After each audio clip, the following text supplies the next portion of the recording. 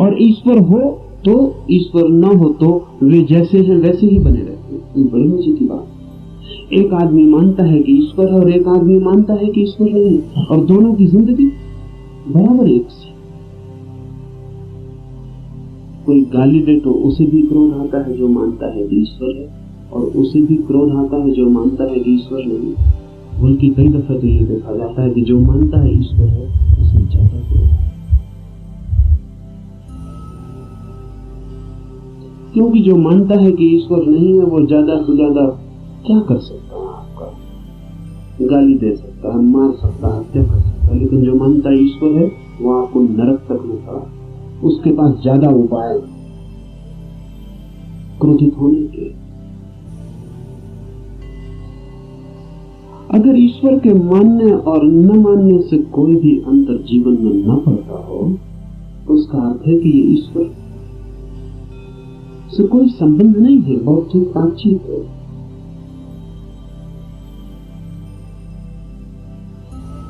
ऐसी जिज्ञासा हो तो आदमी दार्शनिक हो जाता है, चिंतन मनन करने लगता है, शास्त्र अध्ययन करने लगता है, बहुत सिद्धांत इकट्ठे कर लेता है, पक्ष में विपक्ष में सोच लेता है, वाद विवाद करता है, साथ करता है, लेकिन जीता कभी नहीं।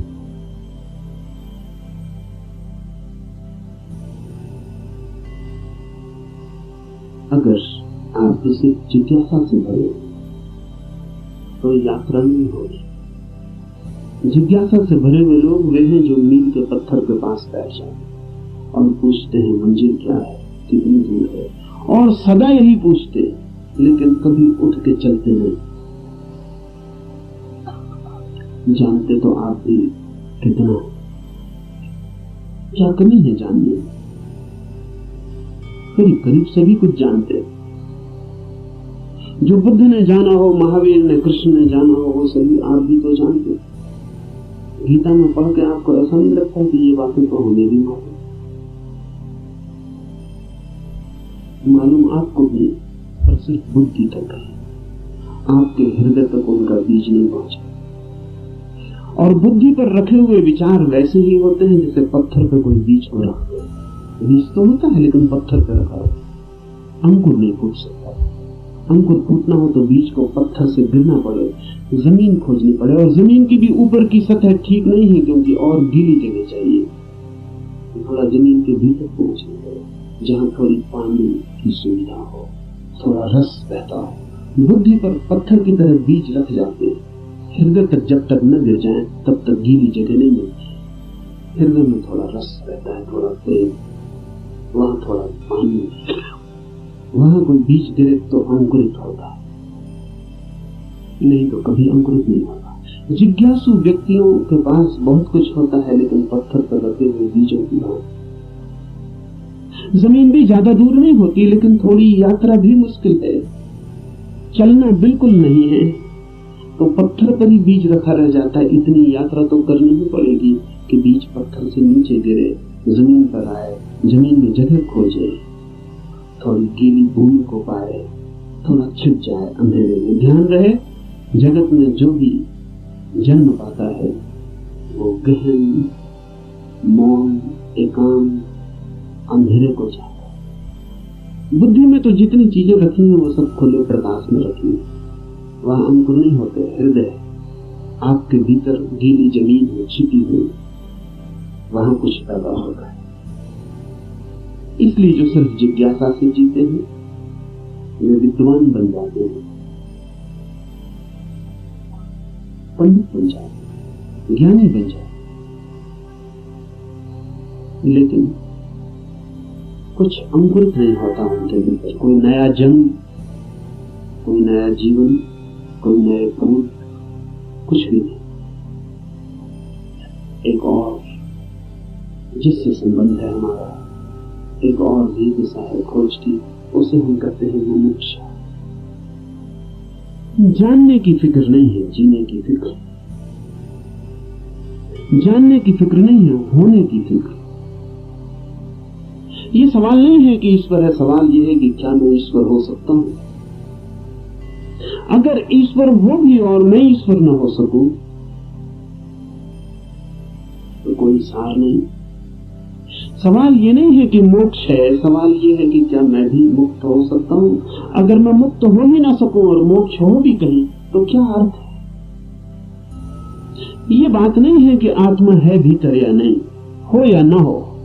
सवाल असली ये है कि क्या मैं आत्मा हो सकता हूं। मुमुक्षा है होने की खोज, और जब कोई होना चाहता है तब दांव पर लगना पड़ता है। इसलिए कहता हूं धर्म है जुआरियों का काम। वही कहूंगा जो मैं जानता हूं, जो जिया है। अगर आप तैयार हुए दांव पर लगाने को, तो जो मेरा अनुभव है वो आपका अनुभव भी बन सकता है। अनुभव किसी को नहीं होता, जो भी लेने को तैयार हो उसी के हो जाए। सत्य पर किसी का कोई अधिकार नहीं, जो भी मिटने को राजी है वही उसका मालिक हो जाए। सत्य तो उसका है जो भी उसे मांगने की तैयारी दिखलाता, जो भी अपने हृदय के द्वार खोलता है और उसे पुकारता है।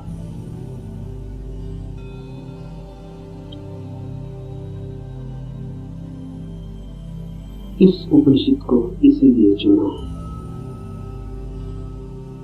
ये उपनिषद अध्यात्म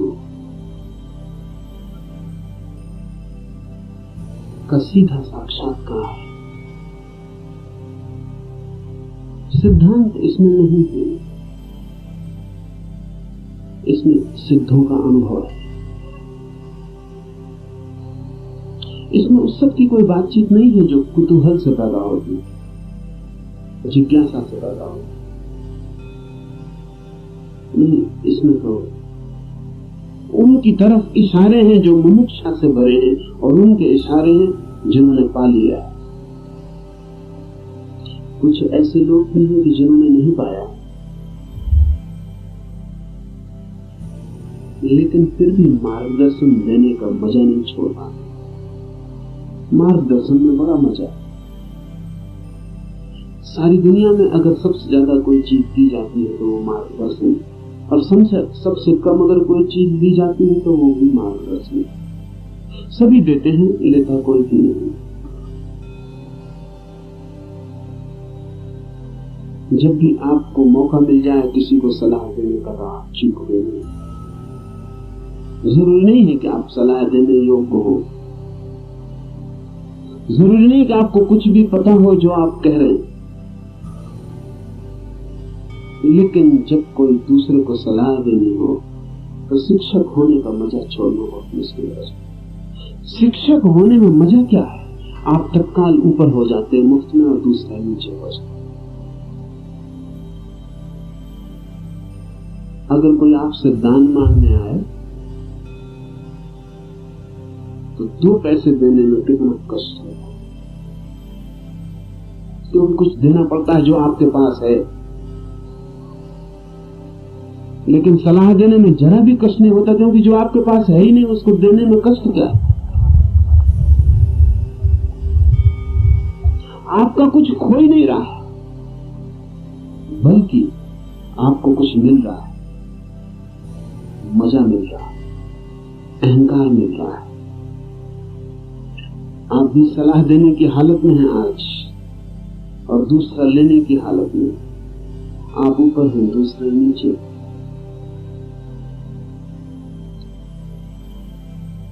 इसलिए कहता हूं कि इस उपनिषद में कोई सलाह, कोई मार्गदर्शन देने का मजा नहीं है, बड़ी पीड़ा है। उपनिषद का ऋषि जो दे रहा है वो जान को दे रहा है, वो बांट रहा है कुछ बहुत हार्दिक, बहुत आंतरिक।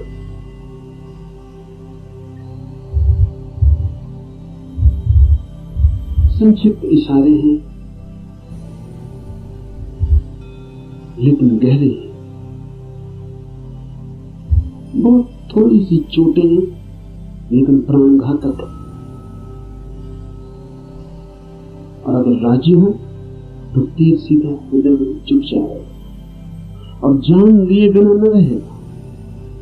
जान ही ले ले। इसलिए थोड़ा सावधान, थोड़ा सचेत, क्योंकि ये सौदा ही खतरनाक है। इसमें पागल हुए बिना कोई मार्ग ही नहीं, इसमें अपने को मिटाए बिना पाने का कोई उपाय ही नहीं।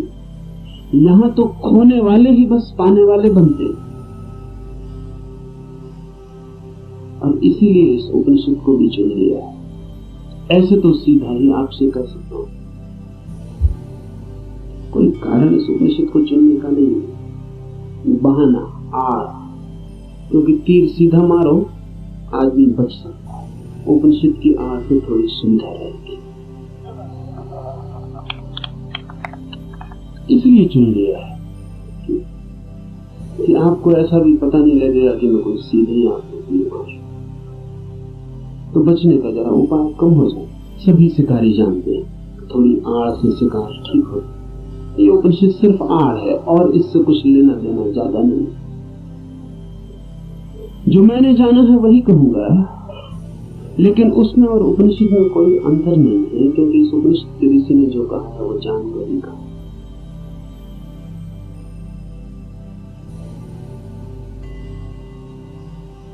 यह उपनिषद अध्यात्म की सूक्ष्मतम रहस्यों का उद्घाटन। लेकिन अगर मैं उपनिषद पर ही बात करता रहूं तो डर है कि बात ही रह जाए, इसलिए चर्चा को पृष्ठभूमि होगी। इस चर्चा के साथ साथ प्रयोग, जो कहा है, जो इस ऋषि ने देखा है, या जो मैं कहता हूं मैंने देखा है, उस तरफ आपके चेहरे को मोड़ने की कोशिश, उस तरफ आपकी भी आंखें उठाने, उस तरफ आपकी भी आंखें उठाने का प्रयास, वही मुख्य होगा। उपनिषद की बात तो सिर्फ हवा पैदा करने के लिए होगी कि आपके चारों तरफ भी तरंग पैदा हो जाएं, कि आप भूल जाएं 20वीं सदी को, पहुंच जाएं उस लोक में जहां ये ऋषि रहा होगा, मिट जाए ये जगत जो चारों तरफ बहुत बेरौनक को बहुत कुरूप हो गया है, और याद आ जाए उन दिनों की जब ये ऋषि जिंदा रहा होगा। एक हवा, एक वातावरण, बस उसके लिए उपनिषद, और उतना काफी नहीं है, जरूरी है, काफी नहीं है। तो जो मैं कहता हूं, अगर आप उसको सुन के ही रुक जाते हैं तो मैं मानूंगा आपने सुना भी नहीं, क्योंकि सुन के जो चलता नहीं है मैं नहीं मान सकता कि उसने सुना। अगर आप सोचते हैं कि सुन के आपकी समझ में आ गया, इतनी जल्दी मत करना। सुन के समझ में आता होता तो हम कभी के समझ गए। सुन के ही समझ में आता होता तो इस दुनिया में समझदारों की कमी ना होती, ना समझ खोजना मुश्किल हो जाता। मगर ना समझ ही ना समझ, सुन के कुछ भी समझ में नहीं आता, सुन के सिर्फ शब्दों पे मुट्ठियां बन जाती। सुन के नहीं, करके ही समझ में आता है। इसलिए सुनना करने के लिए, समझने के लिए नहीं, सुनना करने के लिए,